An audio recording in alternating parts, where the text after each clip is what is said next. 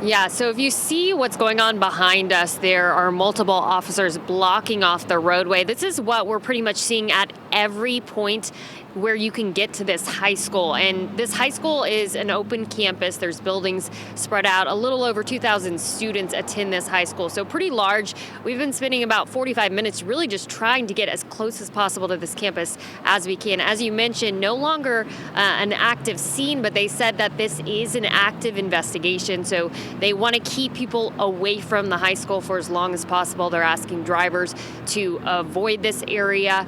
It is getting busy. We're seeing some school buses coming out of the high school now. As you guys mentioned, there is a separate area where the students are being taken to meet their parents. It looks like we are seeing a couple of school buses come out right now. You're seeing this live with us right now. That looks like the officers are stopping traffic for those school buses, but we haven't seen any traffic come out of that roadway since we've been standing out here for the last 15 minutes. But again, this is just kind of what we're seeing around this school property.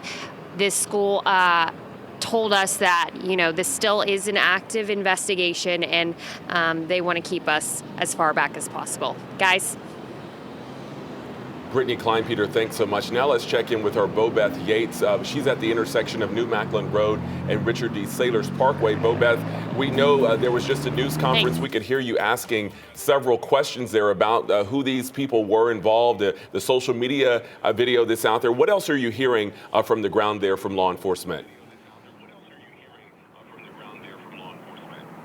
Well, law enforcement overall are saying that they wanted just to be clear that this is not an active or was not an active shooter situation, but instead a shooting that happened at the school. In that press conference, they say some students and some non-students got into an altercation in the parking lot of the school, and guns were drawn. The two victims are not students of the school, but officials could not confirm their identity or if they were in school at all, at any school. Officials did tell me that they are investigating it and they're looking for it. They said they have 100% homicide detective.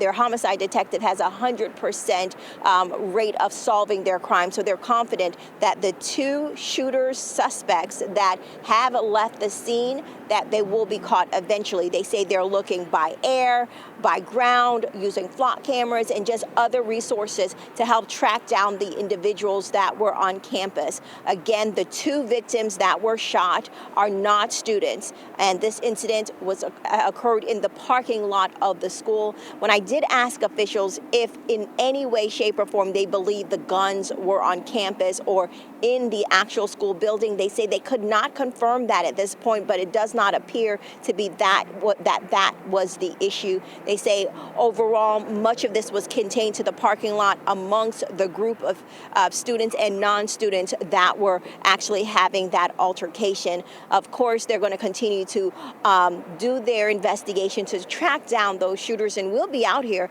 trying to get more details as they do that. Sending it back to you. All right, Bobeth, thanks for that update. Again, those two people shot, expected to survive. And again, suspects, we're hearing that more than one person officers are looking for right now. But we do want to let you know about this. Parents, I know a lot of parents have been worried, concerned.